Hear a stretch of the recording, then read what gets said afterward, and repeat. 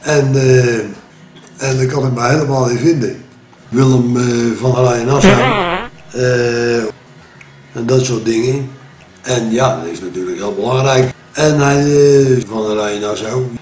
Dan denk ik, ja Willem.